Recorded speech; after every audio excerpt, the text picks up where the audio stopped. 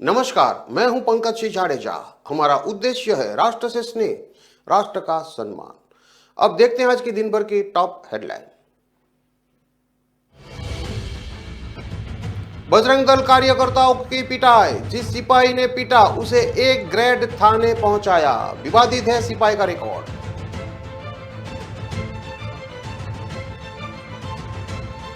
हरदा के ब्राह्मण परिवार के पास गोविंद सिंह की सनद, 5 पीढ़ियों ने 300 सालों से सहेज रखी है। नांदेड़ जाते वक्त 2 दिन रुके थे गुरु।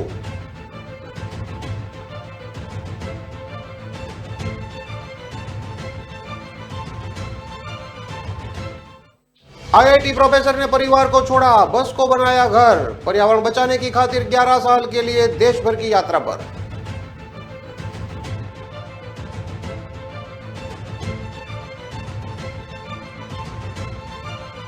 इस साल के आदमपुर में पेयजल की किल्लत, सदन में बोले एमएलए भव्य, इस जमाने में भी लोगों को पानी नहीं मिल रहा है, टैंक बनाया जाए।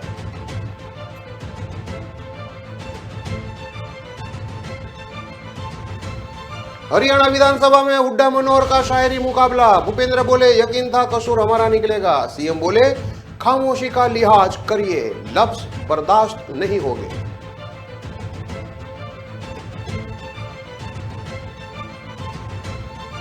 मेरठ यूनिवर्सिटी में फायरिंग का वीडियो आया सामने। सी टेक एग्जाम के दौरान 2 छात्र गुट भिड़े, कई राउंड गोलियां चलाकर भाग गए।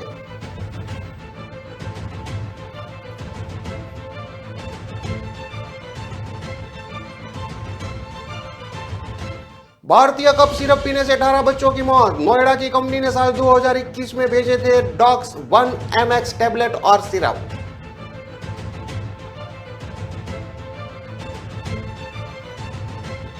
और कोर्ट के बाहर मुख्तार अंसारी ने पढ़ा शेर, बोला दुनिया समझ रही थी कश्ती बवर में है, कोर्ट ने बांदा जेल किया शिफ्ट। अब देखते हैं खबरें विस्तार से। इंदौर के द्वारकापुरी में हिंदूवादी संगठन के 2 कार्यकर्ताओं को पीटने के मामले में पुलिस आरोपी पर कार्रवाई करने के बजाय अपने ही महकमे के सिपाही को बचाने में जुटी है। इन पुलिस कर्मियों का पुराना रिकॉर्ड भी विवादित ही रहा है। पुलिस कर्मियों के बारे में जानने से पहले आप समझिए कि ये मामला क्या है। मामला 18 दिसंबर का है। हिंदूवादी संगठन बजरंग दल के 2 कार्यकर्ता अक्षय मालवीय और आशीष राठौड़ द्वारकापुरी थाने के सामने चाय के एक स्टॉल पर खड़े थे। तभी बिना वर्दी के सिपाही अमानत अली वहां पर पहुंचा और दोनों युवकों से तेज आवाज में बात न करने को लेकर विवाद करने लगा। अमानत ने अपने 2 अन्य सिपाही साथियों दीपक और चंद्रशेखर के साथ मिलकर दोनों हिंदूवादी संगठन के कार्यकर्ताओं अक्षय और आशीष को बुरी तरह पीट दिया। इधर थाने के सामने ही पीटने के बाद अगले दिन दोनों कार्यकर्ता संगठन पदाधिकारियों के पास पहुंचे और उन्हें साथ लेकर द्वारिकापुरी थाने का घेराव करने गए।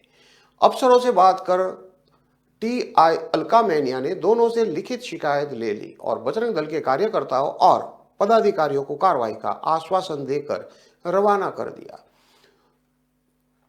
बजरंग दल कार्यकर्ताओं ने कहा कि थाने के सामने होने के कारण मकान मालिक डरा हुआ है, संभवतः इसी के चलते वह बयान नहीं दे रहा है। हम उसे समझाइश देकर पूरी घटना बताने के लिए कहेंगे।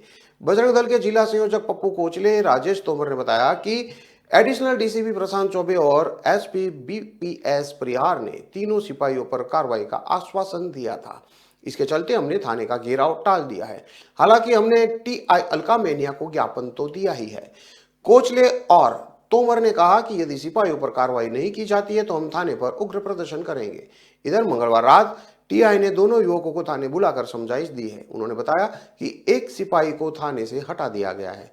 इधर एसपी बीपीएस परिहार ने कहा कि शिकायत के बाद से ही दोनों कार्यकर्ता भी बयान देने नहीं आए हैं। उन्हें बुलवाया गया है। उनके बयान के बाद आगे की कार्रवाई की जाएगी।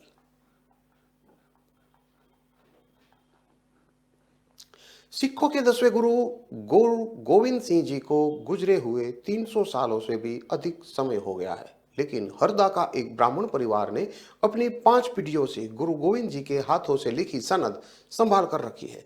परिवार का कहना है कि 17वीं सदी में गुरु गोविंद सिंह उनके घर आए थे। तब परिवार की सेवा और समर्पण भाव से खुश होकर उन्होंने परिवार को अपने हाथों से लिखकर एक सनद दी थी। परिवार पिछले 300 सालों से उसे सहेजे हुए है। अपनी 5 पीढ़ियों से सनद को सहेजने वाले व्यास परिवार के नवीन व्यास ने मीडिया को बताया कि 17वीं सदी में गुरु गोविंद सिंह जी नांदेड़ जा रहे थे। इस दौरान वे हमारे गांव हंडिया आए थे। यहाँ वे 2-3 दिन रहे थे। उस वक्त मेरे 5 पीढ़ी पहले वाले दादा सिद्धेश्वर जी ने उनकी सेवा की थी।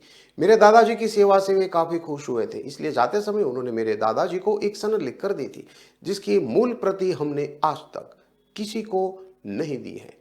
कई लोगों ने हमें सनद देने के लिए कहा, कई ऑफर्स भी दिए, लेकिन ये सनद हमारे परिवार की शान है, इसलिए हमने ये किसी को नहीं दी। नांदेड़ साहिब और स्वर्ण मंदिर में भी इस सनद की प्रति लगाई गई है, लेकिन वह छाया प्रति है। नवीन ने बताया कि मेरे दादा सिद्धेश्वर को गोविंद सिंह जी की सेवा की थी। खुश होकर उन्होंने सनद सौंपी थी। इसके बाद ये सनद दादा के पिता रामेश्वर व्यास को विरासत में मिली। इसके बाद नवीन के दादा बौद्धर व्यास को सनद की जिम्मेवारी मिली। नवीन के पिता गोकुल प्रसाद व्यास अब इस दुनिया में नहीं है, इसलिए इसकी जिम्मेवारी उनकी मां गीताबाई व्यास, जो कि 81 साल की है, उसके पास थी। 3 साल पहले मां के देहांत के बाद से उसे वे संभाल रहे हैं। नवीन ने बताया कि सनद में लिखा है कि यहाँ आने वाला सिख समुदाय का हर व्यक्ति इस सनद के दर्शन कर व्यास परिवार को मान सम्मान और भेंट दे सकते हैं। गुरु गोविंद की लिखी सनद एक विशेष स्याही से लिखी गई है, जो आज मिलती ही नहीं है। गुरु गोविंद सिंह सभा के अध्यक्ष जितेंद्र सिंह खनुजा का कहना है कि गुरु गोविंद सिंह जी हंडिया आए थे। यहाँ व्यास परिवार ने उनकी सेवा की थी। इससे खुश होकर उन्होंने परिवार को एक सनद सौंपी थी। हंडिया के बाद वे बुरहानपुर में भी ठहरे थे। वहां भी एक ऐतिहासिक गुरुद्वारा बनाया गया है। उन्होंने समाज को भाईचारे और आपसी में प्रेम और सौहार्द का संदेश दिया था। उन्होंने सिख समाज को अपना आखिरी संदेश दिया था कि अब से कोई भी देहधारी गुरु नहीं रहेगा। गुरु केवल गुरु ग्रंथ साहिब ही रहेंगे। अपनी सुख दुख की बातें श्री गुरु ग्रंथ साहब से ही करें। सब सिखों को हुक्म है कि गुरु माने ग्रंथ। नोएडा नांदेड़ स्थित हजूर साहिब सिखों के 5वें तख्तों में से एक है। यह महाराष्ट्र के नांदेड़ नगर में गोदावरी नदी के किनारे स्थित है। यहाँ स्थित गुरुद्वारा सचखंड कहलाता है। गुरुद्वारा का निर्माण 1832 और 1837 के हुआ था। यहाँ हर साल दुनिया भर से लाखों श्रद्धालु आते हैं और मत्था टेककर स्वयं को धन्य समझते हैं।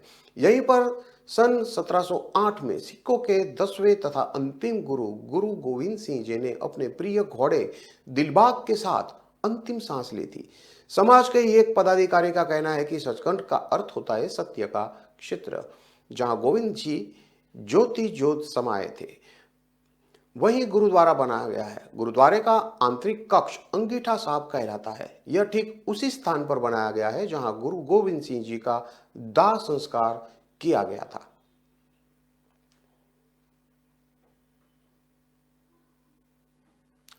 धरती का तापमान लगातार बढ़ रहा है। पर्यावरण पर खतरा मंडरा रहा है। इसे लेकर लोगों में अलग जगाने का बीड़ा उठाया है आईआईटी मुंबई के प्रोफेसर चेतन सिंह सोलंकी ने। सौर ऊर्जा के लिए उन्होंने एनर्जी स्वराज नाम का आंदोलन छेड़ रखा है। इसके जरिए वे जलवायु परिवर्तन से धरती की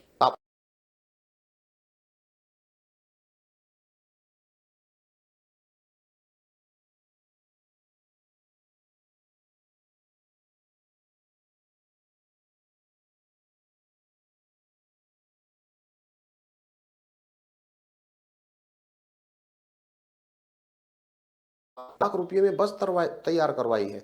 इस बस में सभी सुविधाएं हैं। अब यही बस उनका घर है। 2 साल में विभिन्न राज्यों में 33,000 किलोमीटर की यात्रा करके 1.5 लाख लोगों को सोलर एनर्जी को लेकर जागरूक कर चुके हैं। हाल में डॉक्टर सोलंकी की यात्रा गुजरात से उज्जैन पहुंची। यहां उन्होंने लोगों को जागरूक किया। यहां से वे महाराष्ट्र रवाना हो गए। प्रोफेसर सोलंकी से मीडिया ने बातचीत की। प्रोफेसर डॉक्टर सोलंकी ने बताया कि आईआईटी में पढ़ाने के दौरान पिछले काफी समय से खबरें आ रही थी कि ग्लोबल वार्मिंग के कारण धरती का तापमान बढ़ रहा है, पर्यावरण संकट में है। सौर ऊर्जा ही इसका एकमात्र उपाय है। किसी को तो शुरुआत करनी थी। सोचा मैं ही क्यों न पहल करूं। पत्नी और बेटियों से बात की तो उन्होंने भी सपोर्ट किया। नौकरी से 5 साल की अनपेड लीव ले ली। बस फिर क्या था, नौकरी, घर, परिवार और आरामदायक जिंदगी छोड़कर देश भर में सौर ऊर्जा स्वराज क्रांति लाने के लिए यात्रा पर निकल पड़े। राष्ट्रपिता महात्मा गांधी से प्रेरित होकर एनर्जी स्वराज की अलग जगा रहा हूं। 2 साल हो चुके हैं। आने वाले 9 साल भी बस में ही बिताएंगे। भारत की यात्रा कर लोगों को ऊर्जा संरक्षण के तरीके की जानकारी देंगे, ऐसा उन्होंने बताया। वे कहते हैं कि यह जन आंदोलन है। समय के साथ जलवायु परिवर्तन को लेकर विश्व भर में चिंता जताई जा रही है। वायुमंडल में हर second 1.5 million kilogram carbon dioxide फैल रहा है। इसका दुष्परिणाम आने वाली 10 पीढ़ी तक को भुगतना पड़ेगा। आज ही सभी को एनर्जी बचाने और सोलर एनर्जी के उपयोग का प्रण लेना चाहिए। डॉक्टर सोलर की एनर्जी स्वराज सर्व सुविधा युक्त बस ही उनका घर है। 35 लाख में मध्य प्रदेश में तैयार हुई बस में अधिकांश चीजें सोलर से चल रही है। बस में लाइट, किचन, लाइब्रेरी, बाथरूम, मंदिर, गार्डन, बेड, ऑफिस की सुविधा उपलब्ध है। बस को चलाने के लिए एक ड्राइवर और कंडक्टर भी है। वही बस में ही प्रोफेसर की 5 सदस्य की टीम भी काम करती है, जो आगे का प्लान तैयार करती है। इसके अलावा 30 लोगों की टीम अलग है, जो देश में अलग अलग शहरों में रहकर काम कर रही है।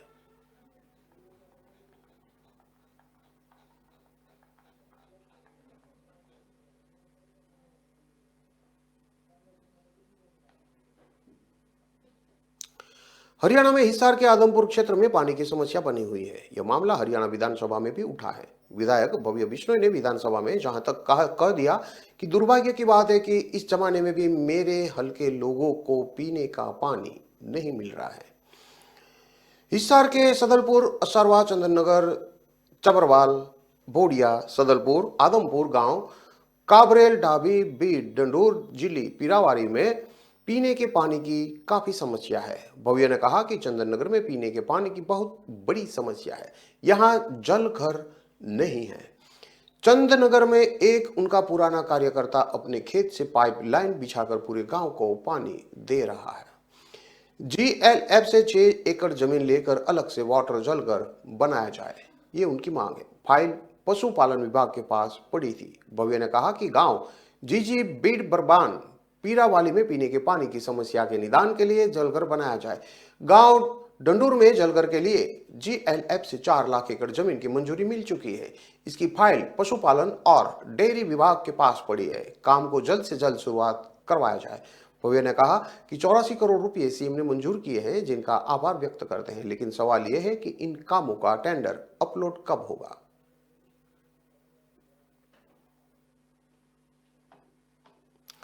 हरियाणा विधानसभा के शीतकालीन सत्र के अंतिम दिन सीएम मनोहर लाल खट्टर और नेता विपक्ष पूर्व सीएम भूपेंद्र हुड्डा के बीच जमकर शायरी का मुकाबला हुआ।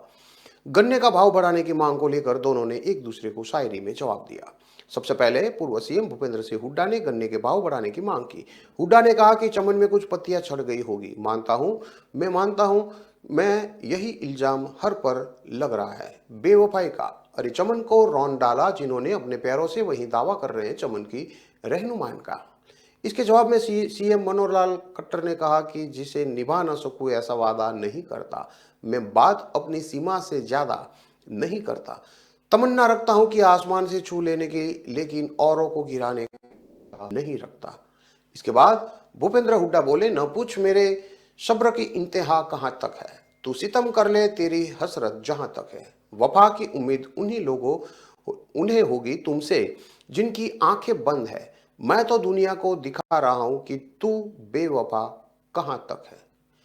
इसके जवाब में सीएम मनोहर लाल भी बोले, हम भी दरिया हैं, हमें अपना हुनर मालूम है। जिस तरफ चल पड़ेंगे रास्ते अपने आप हो जाएंगे। इसके बाद भूपेंद्र हुड्डा बोले, मेरे जुनून का नतीजा जरूर निकलेगा। इस स्याही समुद्र से नूर निकलेगा। उसी का शहर, वही मुद्दई, वही मुंसिफ। हमें यकीन था हमारा कसूर निकलेगा। डिप्टी सीएम की मां ने अपनी सरकार पर भी सवाल उठाए। इस बीच में विधानसभा में डिप्टी सीएम दुष्यंत चौटाला की मां और बाढ़ड़ा से विधायक नयना सिंह ने शिक्षकों की कमी को लेकर सरकार को घेरा। उन्होंने कहा कि स्कूलों में लगातार शिक्षकों की कमी चल रही है। उनके क्षेत्र में कुछ स्कूल ऐसे हैं जहां सिर्फ मुख्य अध्यापक ही है। ऐसे में वहां पढ़ने वाले बच्चों का भविष्य अंधकारमय है। हाल ही में एक स्कूल में ग्रामीणों ने ताला लगा दिया। बड़ी मुश्किल में उसे ताले को खुलवाया जा सका है। पूर्व सीएम भूपेंद्र सिंह हुड्डा ने कहा कि हरियाणा का गन्ना किसान परेशान है। सरकार को गन्ने के भाव पंजाब के बराबर करने चाहिए। इस पर सीएम ने कहा कि वह एक कमेटी बनाने की घोषणा कर रहे हैं, जो 15 दिन में इस मामले को अध्ययन कर अपनी रिपोर्ट सौंप देंगे। इसके बाद ही सरकार इस पर फैसला लेगी। सीएम के जवाब से नाराज कांग्रेसी विधायकों ने सदन का बहिष्कार कर दिया। काफी देर सदन में सत्ता पक्ष और विपक्ष के बीच हंगामा होता रहा। इसके बाद स्पीकर ने अभी चौटाला का ध्यान आकर्षक प्रस्ताव नामंजूर कर दिया। इससे नाराज अभय चौटाला ने सदन का वॉकआउट कर दिया। इसके बाद पूर्व सीएम भूपेंद्र सिंह हुड्डा ने गन्ने का भाव बढ़ाने की मांग करने लगे। इस पर सीएम और पूर्व सीएम के बीच शायरी का दौर शुरू हो गया था। सीएम ने कहा कि मेरी खामोशियों का लिहाज कीजिए, मेरे लफ्ज आपसे बर्दाश्त नहीं होंगे। अजय चौटाला ने वॉकआउट किया। इनेलो के विधायक अभय चौटाला और कांग्रेस के विधायकों ने किसान पर दर्ज मुकदमा और शराब घोटाले के मुकदमे पर चर्चा शुरू की। डिप्टी सीएम दुष्यंत चौटाला ने जवाब में कहा कि मामला कोर्ट में विचाराधीन है। इसके बाद भी विपक्षी दलों के विधायक सदन में चर्चा करने की मांग करते रहे। विरोध करते हुए अभय चौटाला बैल में आ गए। इसके बाद उनके ध्यान आकर्षक प्रस्ताव को नामंजूर करने के बाद उन्होंने वॉकआउट कर दिया।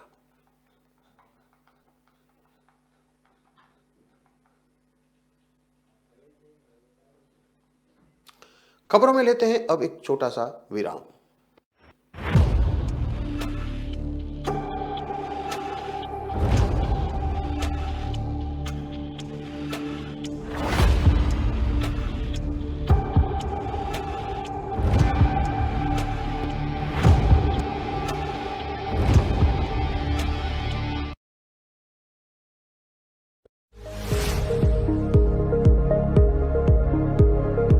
आपने देखा होगा एग्जाम में आपकी समस्या ये होती है कि देखो ये बगल वाला तो ऊपर देखता नहीं, लिखता ही रहता है, अब मैं पीछे रह जाऊंगा, उसको ना, यानी दिमाग उसी में लगा पड़ा है।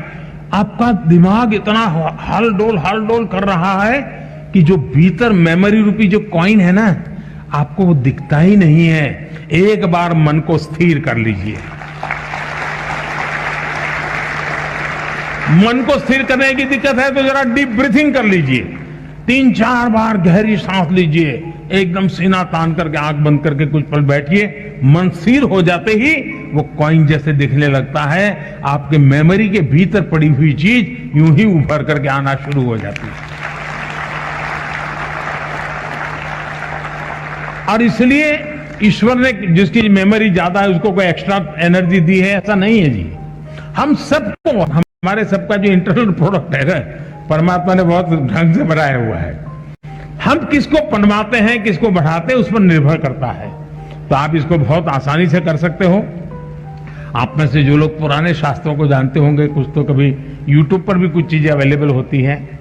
कुछ शताब्दानी लोग होते हैं, उनको एक साथ 100 चीजें याद आती है। हमारे देश में ये चीजें कभी कभी इसकी बड़ी प्रचलन हुआ करती थी।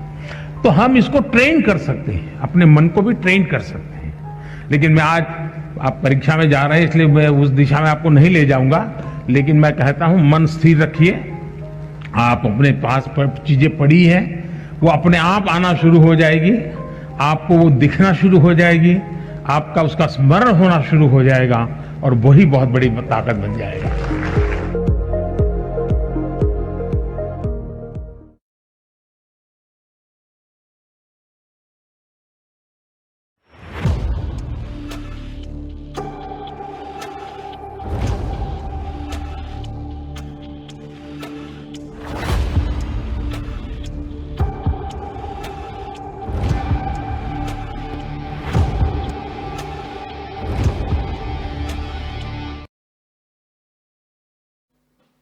विराम के बाद एक बार फिर से आपका स्वागत है। अब देखते हैं आगे की और खबरें। मेरठ की IIMT यूनिवर्सिटी के 2 छात्र गुट बुधवार को बीच सड़क पर आपस में भिड़ गए। दोनों पक्षों की तरफ से फायरिंग भी की गई। फायरिंग के चलते मौके पर भगदड़ मच गई। गंगानगर थाना पुलिस मामले की जांच कर रही है। घटना का CCTV फुटेज सामने आया है, जिसमें छात्र फायरिंग करते नजर आ रहे हैं। जानकारी होने पर CO सदर देहात देवेश सिंह मौके पर पहुंचे। पुलिस IIMT कॉलेज गेट के पास की दुकानों और होटल के बाहर लगे कैमरों के फुटेज देख रही है। गेट नंबर 4 के पास भिड़े छात्रों के 2 गुट IIMT के गेट नंबर 4 के पास छात्रों के 2 गुटों में भिड़ंत हो गई। बताया जा रहा है कि दोनों तरफ से एक दूसरे पर करीब 20 राउंड फायरिंग की गई। इसके बाद छात्र वहां से फरार हो गए। सूचना पर गंगानगर बावनपुर थाना पुलिस पहुंची। पुलिस मामले की जांच कर रही है। बताया जा रहा है कि पहले गेट के पास कुछ युवक एक अन्य युवक को पीट रहे थे। कॉलेज में बुधवार को C.Tech का पेपर चल रहा था। ब्लॉक R के साइड के कुछ युवक तमंचे लेकर दूसरे रास्ते से यूनिवर्सिटी के गेट के पास पहुंचे। दोनों पक्षों में मारपीट और फायरिंग शुरू हो गई। दोनों साइड से गोली चलते देखकर मौके पर भगदड़ मच गई। गोली की आवाज सुनकर लोग इधर उधर भागने लगे। इसी दौरान किसी ने घटना की जानकारी पुलिस को दे दी। आईआईएमटी यूनिवर्सिटी के पास का इलाका गंगानगर अब अपराध का अड्डा बन गया है। यहाँ आए दिन छात्रों गुटों में मारपीट और भिड़ंत होती रहती है। कुछ महीने पहले कॉलेज के लॉ स्टूडेंट की हत्या कर दी गई थी। आए दिन सड़क पर छात्रों के गुट भिड़ते और फायरिंग करते रहते हैं, मारपीट होती रहती है। इससे आसपास के लोग भी काफी परेशान हैं। पिछली 1 जनवरी को आईआईएमटी के लॉ विभाग के छात्र सचिन की कुछ छात्रों ने गोली मारकर हत्या कर दी थी। पुलिस की लापरवाही के चलते लगातार इस तरह की घटनाएं सामने आती रहती है।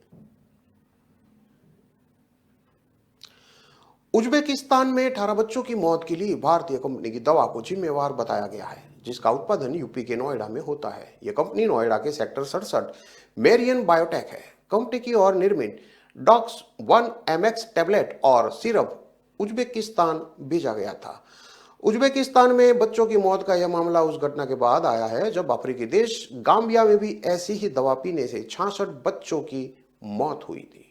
जांच टीम में शामिल नोएडा के ड्रग इंस्पेक्टर वैभव बाबर ने बताया कि इस दवा की देश भर में सप्लाई नहीं है, इसे एक्सपोर्ट किया गया था। इसका एक स्लॉट मई 2021 में उज्बेकिस्तान भेजा गया था। इस मामले में सेंट्रल ड्रग रेगुलेटरी टीम में जांच के लिए कहा गया है, जिसके बाद assistant commissioner drug Meerut division के और ड्रग इंस्पेक्टर गौतम बुद्ध नगर की एक टीम को भेजा गया है। इस मामले में नोएडा के टीम ने मेरियन बायोटेक की कंपनी से सिरप के सैंपल लिए हैं। इस सैंपल को सेंट्रल ड्रग रेगुलेटरी को भेज दिया गया है। वहां से इनको लैब भेजा गया है। वहां से रिपोर्ट आने का इंतजार है। रिपोर्ट आने के बाद ही कार्रवाई की जाएगी। तब तक कंपनी पर निगरानी बनी हुई है। इन बच्चों को मेरियन बायोटेक की ओर से निर्मित DOC1 टैबलेट और सिरप दिया गया था।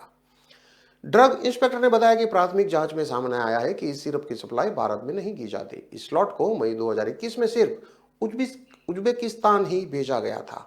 यह भी बताया गया था कि वहां इस सिरप का सेवन बच्चों ने बिना डॉक्टर के प्रिस्क्रिप्शन के लिया था, जिसकी ओवरडोज के चलते बच्चों की मौत हुई थी।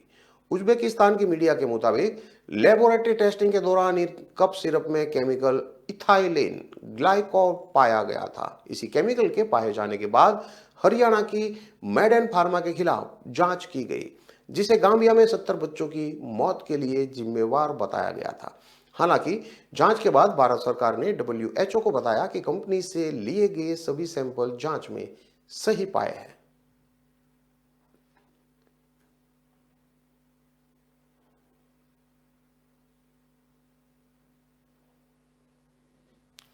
उत्तर प्रदेश के माफिया मुख्तार अंसारी को प्रवर्तन निर्देशालय यानी कि ईडी ने कड़ी सुरक्षा के बीच प्रयागराज जिला कोर्ट में पेश किया। सफेद कपड़े पहने मुख्तार अंसारी ने कोर्ट में जाने से पहले हाथ जोड़कर नमस्कार किया और कहा कि कुछ नहीं बोलूंगा। जब मीडिया ने सवाल पूछा तो मुख्तार अंसारी ने कहा कि बोलने पर पाबंदी लगी हुई है, हम कुछ नहीं बोल सकते, कुछ नहीं बोलेंगे। हालांकि जब मुख्तार सुनवाई के बाद कोर्ट से बाहर आया तो उसके तेवर बदले हुए थे। कोर्ट ने उसे बांदा जेल दोबारा शिफ्ट करने के लिए कहा था। जेल जाने से पहले शायरी के जरिए मुख्तार अंसारी ने योगी सरकार पर निशाना साधा। उसने शायरी पढ़ी, तूफान कर रहा था मेरे अज़्म का तवाफ, दुनिया समझ रही थी कश्ती भंवर में है। मुख्तार अंसारी को मजिस्ट्रेट मुकेश यादव की कोर्ट में पेश किया गया था। उसकी 5 दिन की कस्टडी रिमांड बुधवार को पूरी हो गई है। मुख्तार को बांदा जेल भेजा जा रहा है। कोर्ट ने मामले की अगली सुनवाई 10 जनवरी को करने की तारीख मुकर्रर की है। पूर्वांचल में माफिया डॉन पूर्व विधायक मुख्तार अंसारी की ईडी 14 दिन की रिमांड ले चुकी है। पहली बार में 10 दिन की कस्टडी रिमांड मिली थी, दूसरी बार 5 दिन की कस्टडी रिमांड मिली थी। 5 दिन की अवधि 28 दिसंबर को अपराह्न 12 बजे पूरी हो गई। ईडी के सब जोनल ऑफिसर से वीडियो कॉन्फ्रेंसिंग के जरिए मुख्तार की 23 दिसंबर को पेशी कराई थी। ईडी के अधिवक्ता ने 5 दिन की और कस्टडी रिमांड की मांग की थी। ईडी के वकील ने बताया कि मुख्तार अंसारी पूछताछ में ज्यादा सहयोग नहीं कर रहा है। ईडी ने अभी तक मुख्तार से 19 सवालों को दोहराया है, जो उसके विधायक बेटे अब्बास अंसारी और उसके साले सरजील रजा से पूछे थे। इसके अलावा ईडी ने 14 दिन की रिमांड में उसके लेन देन, विदेश यात्राओं, विकास कंस्ट्रक्शन कंपनी के बारे में भी पूछताछ की है। मुख्तार पूछताछ में ज्यादातर सवालों का जवाब हूं या हां में या गोल मटोल ही दे रहा है।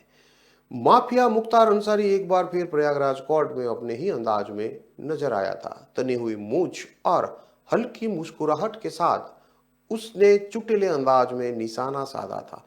मुख्तार सफेद कपड़ों में कोर्ट में पेशी के दौरान नजर आया। दरअसल बांदा जेल में बंद मुख्तार को ईडी ने अपनी हिरासत में लिया था। कस्टडी पूरी होने के बाद मजिस्ट्रेट मुकेश यादव की कोर्ट में उसे पेश किया गया था। ईडी के सब जोनल ऑफिस से वीडियो कॉन्फ्रेंसिंग के जरिए मुख्तार की 23 दिसंबर को पेशी कराई थी। 5 दिनों के रिमांड को बढ़ाने का अनुरोध किया गया था।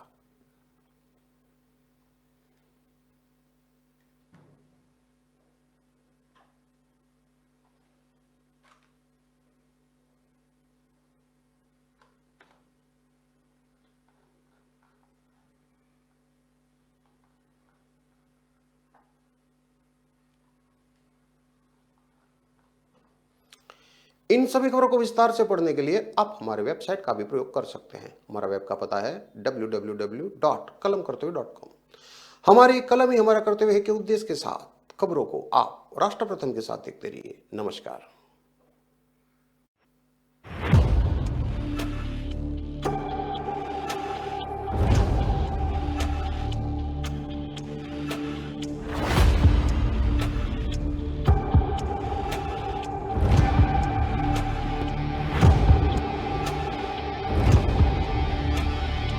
अभी मेरे को एक